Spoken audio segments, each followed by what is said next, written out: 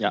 So, hi everyone. Good afternoon. I'm Francesco, CEO of Elementag. And so Elementag is a traceability technology that uses nanoparticles as markers. So as you can see from the title, it's a sort of inorganic artificial DNA for products and raw materials. So our company was founded back in 2017, and our core technology is a synthesis process for materials that exploits the properties of water in supercritical conditions, which simply means high pressure, high temperature. And over time, we developed three verticals. Elementag is the very last one, launched in 2023.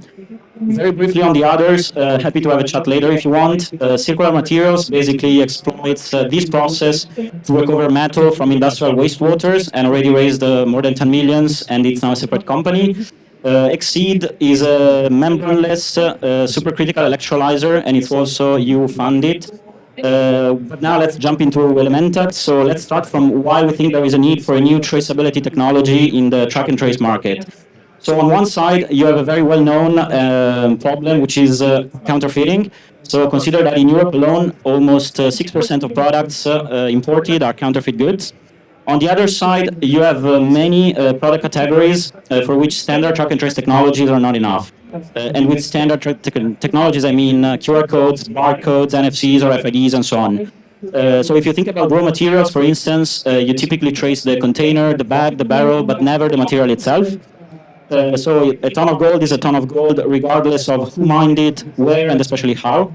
If you think about the second-hand market, many products sold in the second-hand market are really tough to authenticate and identify. You have semi-finished products that require further processing downstream, and many items that at the end of their life, they might need recycling, so accurate authentication and identification might be needed. So this is how Elementag compares to standard technologies. The two key takeaways are that it's a processing-resistant solution. So if you insert it in a raw material, it enables end-to-end traceability until the finished good is made. And the other thing, it's not a superficial label or tag that can be easily copied, removed, or damaged, but it's way more robust and secure. So this is how it works, which is actually quite simple. So instead of associating a set of information that you want to carry along the value chain to the distribution of dots in a QR code, for instance, you associate that to the chemical composition of a nanomaterial, which can be read and detected with a scanner, becoming basically an inorganic fingerprint of the material itself. And for the past year, we've explored many applications in different industries, really going from mining to art and luxury goods. Actually, brief parentheses, I know there is also the art fair this week in Abu Dhabi, and the timing couldn't be more perfect because last week we've done the first tagging of a natural painting. So if you're into art for investment reason, passion, or work, happy to have a chat later.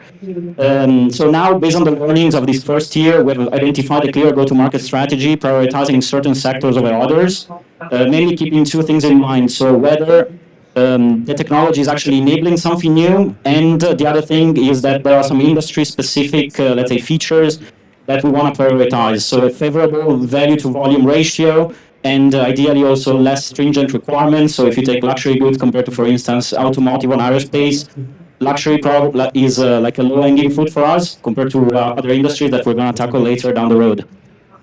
This is a quick snapshot of our traction at the moment. So we have several pilots up and running in many different industries, also testing different materials. So from plastic to metal to leather to ceramic and inks.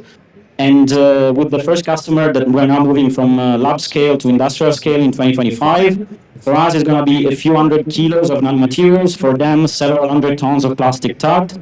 And in terms of revenue, it's going to probably generate north of $1 million.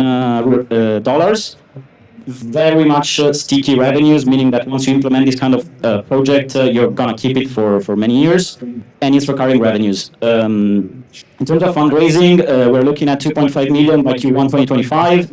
This is ideally what the user fund is going to be, so around 40% for scaling up the production capacity and automating certain pre-synthesis tasks. 30% for team expansion and structuring the organization, and about 20% to develop a platform that basically enables customers to easily collect the data and integrate them in their own ERPs. And this is the team, so a well-rounded mix of scientists and startup profiles. And clearly, we're going to keep the support from a technical perspective from particular materials, which is actually the, let's say, current shareholding company. Thank you very much. Thank you. Thank you very much. Yes, no worries. Well.